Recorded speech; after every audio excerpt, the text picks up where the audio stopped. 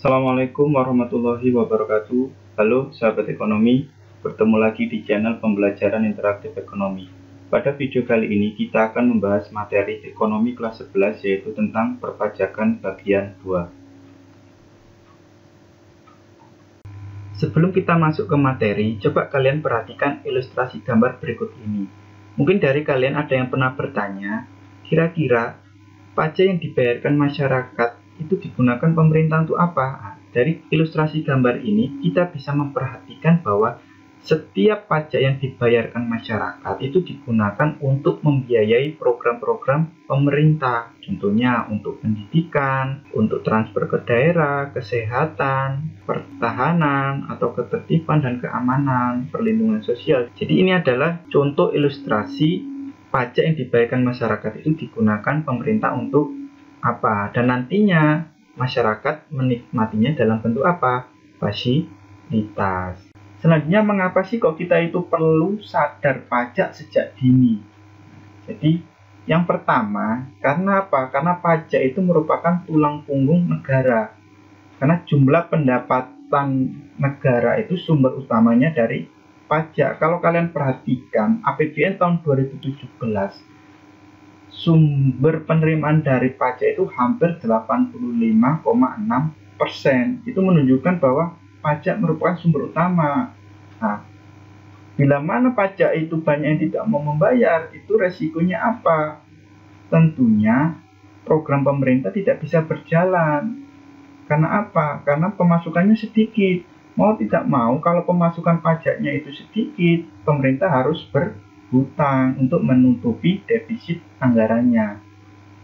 Selanjutnya, yaitu adalah bentuk cinta tanah air. Karena apa? Karena pajak akan digunakan untuk pembangunan nasional melalui belanja negara.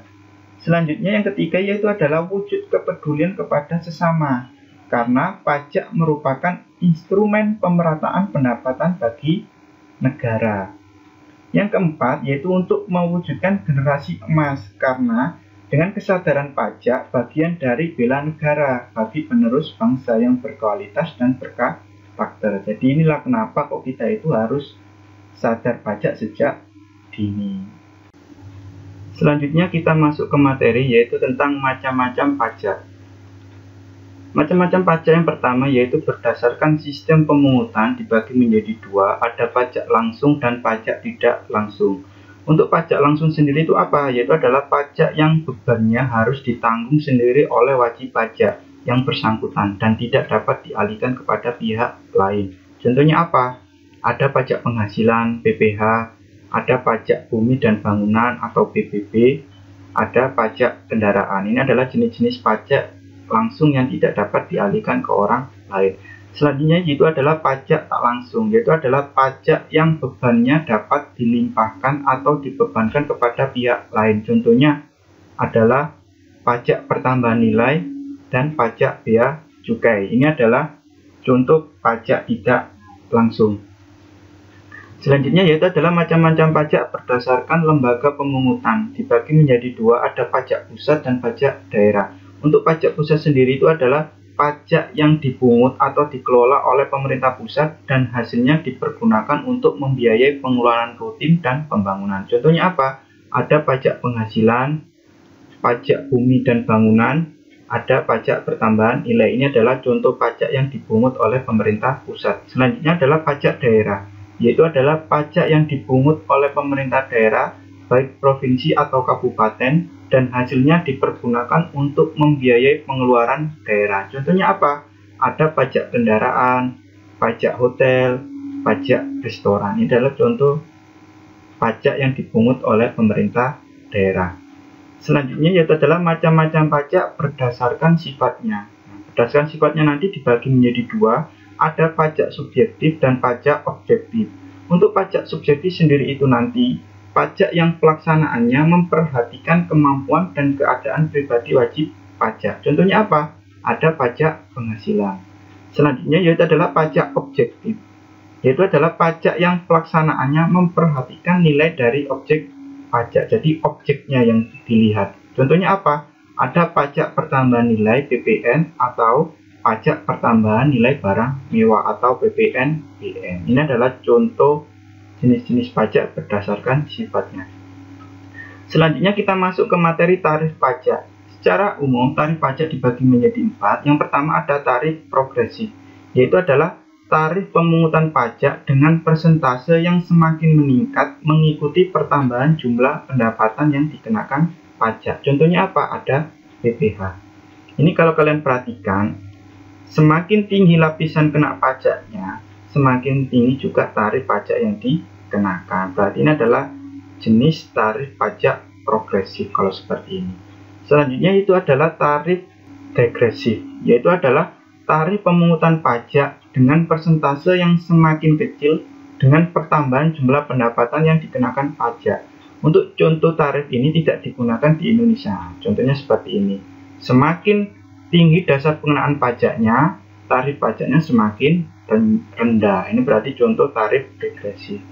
Selanjutnya adalah tarif proporsional, yaitu adalah tarif pemungutan pajak yang menggunakan persentase tetap tanpa memperhatikan jumlah yang dijadikan dasar pengenaan pajak. Contohnya apa? PBB atau PPN. Nah, ini contohnya.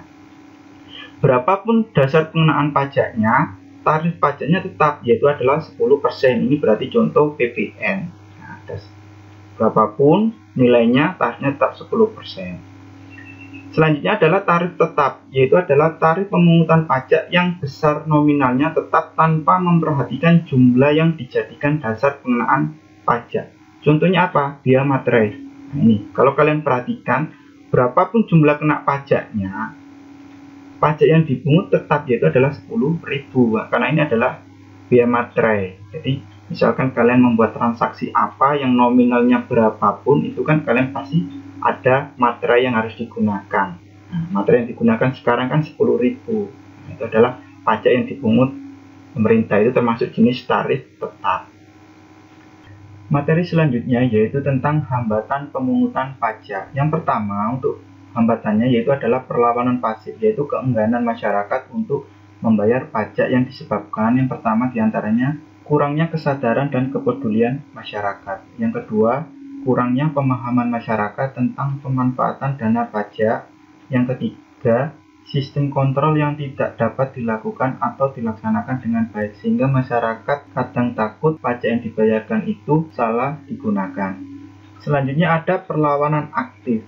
Yang pertama untuk perlawanan aktif yaitu adalah tax avoidance, yaitu usaha meringankan beban pajak dengan tidak melanggar undang-undang. Contohnya ini bisa memperbanyak tanggungan keluarga sehingga akan mengurangi pajak yang akan dibayarkan. Selanjutnya ada tax evasion, yaitu usaha meringankan beban pajak dengan cara melanggar undang-undang atau menggelapkan pajak. Contohnya misalkan kita mengimpor barang tapi tidak menggunakan surat resmi atau ilegal sehingga itu melanggar undang-undang. Selanjutnya ada melalaikan pajak, yaitu menolak membayar pajak yang telah ditetapkan dan menolak memenuhi ketentuan formal yang harus dipenuhi.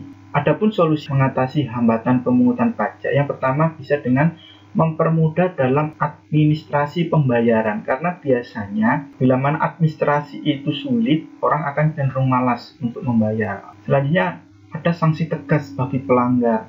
Jadi bagi wajib pajak yang melanggar ketentuan itu harusnya ada sanksi tegas sehingga ada efek jerah. Selanjutnya ada tax amnesty atau pengampunan pajak, sehingga ini memberikan kesempatan bagi wajib pajak untuk memperbaiki dalam pelaporan pajaknya. Selanjutnya alur administrasi perpajakan. Kalau kita perhatikan di sini, yang pertama itu wajib pajak itu harus daftar dulu untuk memiliki NPWP. Itu bisa langsung ke KKP atau lewat online atau registration. Selanjutnya setelah terdaftar, wajib pajak itu bisa menghitung pajak yang harus dibayarkan. Jadi wajib pajak bisa menghitung sendiri pajaknya. Setelah menghitung, wajib pajak baru menyetor berapa jumlah yang harus dibayarkan. Bisa lewat kantor pos atau rekening tertentu. Nah, nanti akan masuk ke APBS. Setelah membayar nanti akan dapat bukti pembayaran dan itu nanti akan dilaporkan bukti itu dilampirkan di SPT tahunannya. Nah, setelah dilaporkan, otomatis nanti wajib pajak menerima tanda terima penyampaian SPT. Jadi alur administrasinya seperti itu. Selanjutnya adalah perbedaan pajak dengan pemungutan resmi lainnya. Untuk yang pertama, faktor yang membedakan adalah balas jasa. Untuk pajak itu tidak mendapatkan imbalan atau balas jasa secara langsung. Sedangkan untuk pemungutan resmi lainnya itu mendapatkan imbalan dan atau jasa secara langsung. Sedangkan untuk dasar hukumnya itu pajak diatur dengan undang-undang, sedangkan untuk pemungutan resmi lainnya itu ditetapkan dengan peraturan pemerintah atau keputusan menteri ataupun perda. Nah, untuk cara perhitungannya sendiri, untuk pajak itu dapat dihitung sendiri oleh wajib pajak, sedangkan untuk pemungutan resmi lainnya itu dihitung oleh aparatur pemerintah. Nah, sedangkan untuk faktor jatuh temponya untuk pajak itu sesuai tahun pajak, sedangkan untuk pemungutan resmi lainnya itu biasanya sesuai dengan pemakaiannya. Nah, sedangkan untuk sanksinya untuk pajak itu tegas dan diatur dalam undang-undang, sedangkan untuk pemungutan resmi lainnya itu sesuai dengan kebijakan pemerintah. Sedangkan untuk faktor yang membedakan dari segi surat ketetapan atau khohir, pajak terdapat surat ketetapannya atau surat ketetapan pajaknya itu ada, sedangkan untuk pemungutan resmi lainnya itu tidak ada.